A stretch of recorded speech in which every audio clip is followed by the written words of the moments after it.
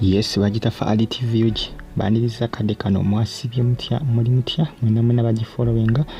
enda kusaba subscribinga tonyige ne kade comment section weri awo bakabuntira mu comment section ato selengo gifollowinga waliyo Faadi UG News kosane Faadi TV UG KBTV UG kosane KRTV Uganda na muzifollowinga temujja kubanga mujusa ya press mbana zizi bazitambula okwetole gwanga Uganda waliwo munansi gwanga erya Philippine amunange eyaweleza omwana wa boss we omuwalabu mu gwanga erya Kuwait mu washing machine kwa kananga omwana afudde omwana ali wakati w'omwaka gumu ku myaka 5 iranga ebonezi betanzidde okubanga bitingana bagenda okubanga ba omwana muwala ono munansi gwanga erya Philippine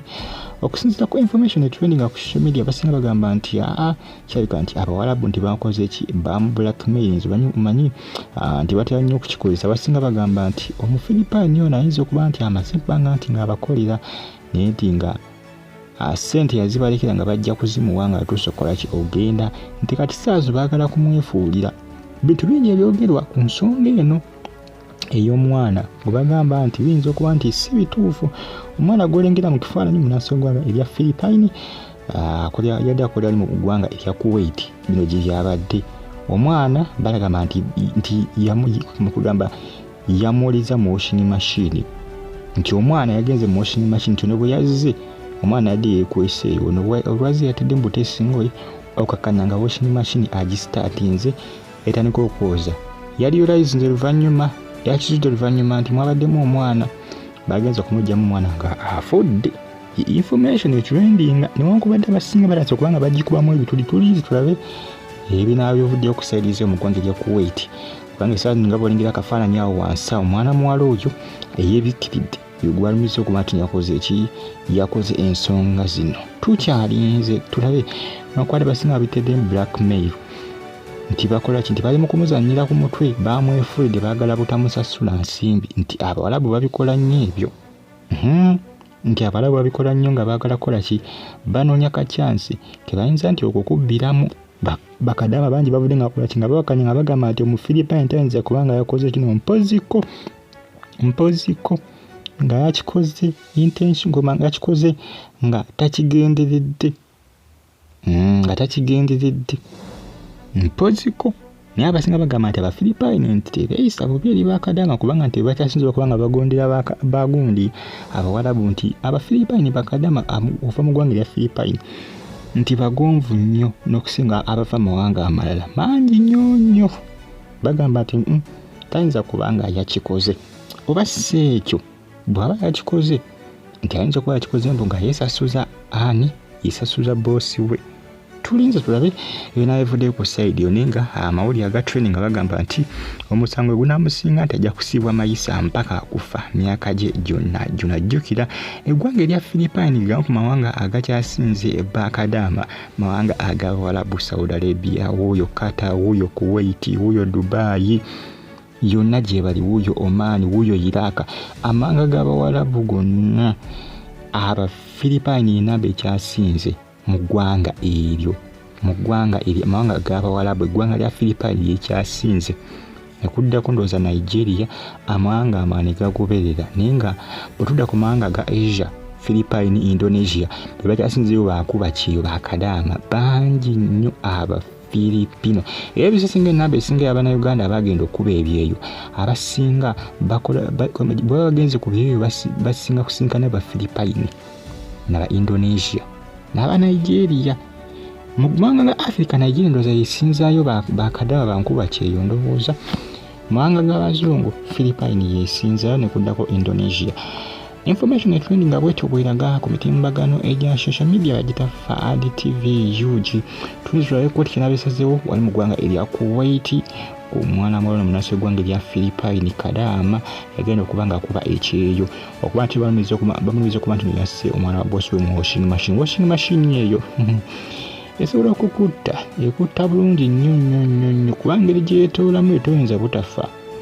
omanyi gyetolozaamu engoye ezo okuziwubawuba okuzitukuza anti bw'obeeramu nga mwoli munda nawe engeri gyekuwubamu toyinza butafa jjukira ogattako omo biki bisabbuuni ebiri munda omwo kikuwuuba toyinza butafa naye tuyinza tulabe ng'akitofuba mu blackmailinze kiki buzibu ki kiki buzibu ki waliwo engeri ya deception obuferefere tujja kuba tumanya kubanga bagamba nti Abawarabu si bangu mu bintu bya deception ebyo ebintu by'obuferefere blackmail osimanyanga bikitwala tugende ebintu ebitambulira mu gundi ezo ez'okuferaafera nti si bangu nti bali deceptive nnyo bafuwere katulinze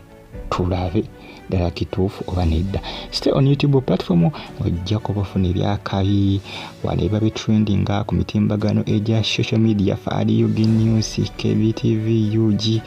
waliyo KRTV, Uganda Now. Temujja kubanga mugisa hapule simba nazo eziba trendinga. Mukazi watu kawedde muda baba agenda kukikola atya okuva mu nsonga eno agenda kuva atya mu kavuyo kano kubanga abasajja bamulemezaako force baba bamukabina dda naye tetunnaba kufuna bintu ko ebikola kyebisinga mpozi kakafaananyi kye bafulumiza ke kawashing machine gye bagamba nti omwana omwe yakoze kintu mwe yafiiridde omusango ogumusinga kuba kuttibwa oba kumusiba mayisa nga bamanyi n'amawanga g'Abawarabu amateeka gaabwe gakyaliyo execution ekyaliyo execution bakita execution kuba kukujjako omutwe wali gye bayita beheading and the execution kabanga nta kute kuba katebe k'amasannyalaze oba kayate beheading bakukutemako omutwe mu public baba n'obufu bwabwe bakubika fwesi ne bandooza ne bakola ki ne bakusalako omutwe Mbiro munange bitrendinga jukira kalisano government ya Philippines ntina kyinza kukolawo gwe kyoba omanya bozo omusango mawaga Abawarabu government tina kyinza kukolawo banga basinga bibuza government ya Philippines ng'esirisi kati ate bakole ki tolina kyinza kukolawo jukira amateeka g'abasajja bano bamateeka gaabwe mawandiike tebakyusaamu ekyo kye bawandiika